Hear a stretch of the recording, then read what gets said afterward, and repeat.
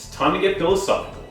And a personal philosophy is a system of beliefs, opinions, and values developed by the individual that form the basis for their thoughts, decisions, and actions in life. And as a pre-service teacher, my educational philosophy is still in its very early stages, but it is a lifelong developing process that began before I even decided to become a teacher. And I understand the importance of contemplating what I want to achieve in education before I begin teaching. I believe that the true purpose of education is to nurture a student's natural capacity for creativity and critical thinking, while empowering them with the concepts and strategies that relate to their lives. Now, in recent years, I've developed an interest in ancient and modern philosophy, which I believe to be the practical wisdom of the world's most enlightened thinkers. And it's the practice of questioning, scrutinizing, and refining fundamental assumptions and beliefs in the pursuit of wisdom and moral self-discipline. Now, I've chosen this profession because I want to ignite imaginations, change lives, and prepare students for the digital age.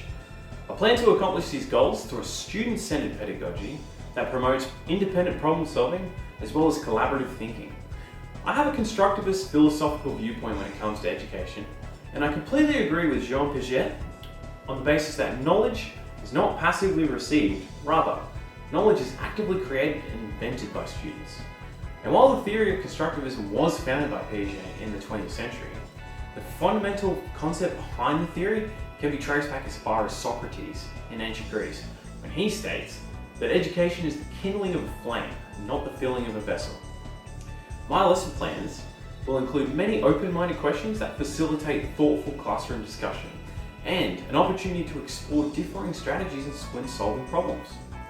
I strive to set ambitious goals for my students, but I will ensure that every student is keeping up with the pace. I love the idea of using my pedagogy to orchestrate the integration of technology into the classroom in such a way that it amplifies the course content. The technology will allow for the creation of tasks that significantly redesign the course content, and I will use constructivist methods of teaching such as project-based learning and flipped classrooms to intrigue and perplex students enough to evoke thoughtful questions and engagement with the content. Now, I wholeheartedly agree with Nelson Mandela, who claims that education is the most powerful weapon which you can use to change the world. Within education is the potential to produce generations of enlightened, collaborative, and creative individuals, or obedient workers and soldiers incapable of critical thought. Abraham Lincoln was of the impression that the philosophy of the schoolroom in one generation will be the philosophy of government in the next. And it is one of the most critical investments for any society because schooling has an incredible influence on the entire population during the most developmental years of their life. Many philosophers over the years have shared opposing views on the purpose of education, and the first system of public education was a prime example of functionalism, which is the belief that a successful society is made up of homogeneous citizens who obediently carry out their preordained roles.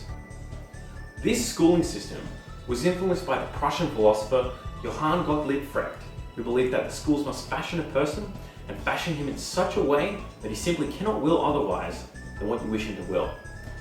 Public education can be used for a tool of indoctrination or a tool for liberation. My view of education is aligned with US philosopher John Dewey, who believes that education is the fundamental method of social progress and reform. Now, the content of education stretches far beyond what is taught in the curriculum. There are many informal, unwritten lessons that students are taught in school that make up the hidden curriculum. Meanings that are not officially taught in school can be just as influential and formative as meanings that are. And there are many values, ideologies, beliefs, and stereotypes which are circulated through a school environment.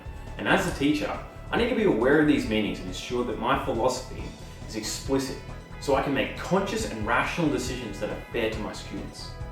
I believe a major component of the hidden curriculum should be social justice, because Australia is extremely heterogeneous and the social diversity of learners needs to be considered in all teaching approaches. So when I'm unsure of any cultural values concerning my students, I will make an effort to work with the parents to find the best solution. To teach in a manner that respects and cares for the souls of our students is essential if we are to provide the necessary conditions where learning can most deeply and intimately begin. This is important. These necessary conditions are environments that support cultural diversity, gender equality, as well as differing ethnicities and socio-economic backgrounds. So within the Australian education system, I aspire to facilitate learning in a supportive and socially just educational environment. I aim to instill a sense of curiosity for new knowledge and excitement for lifelong learning with my students. Thank you very much.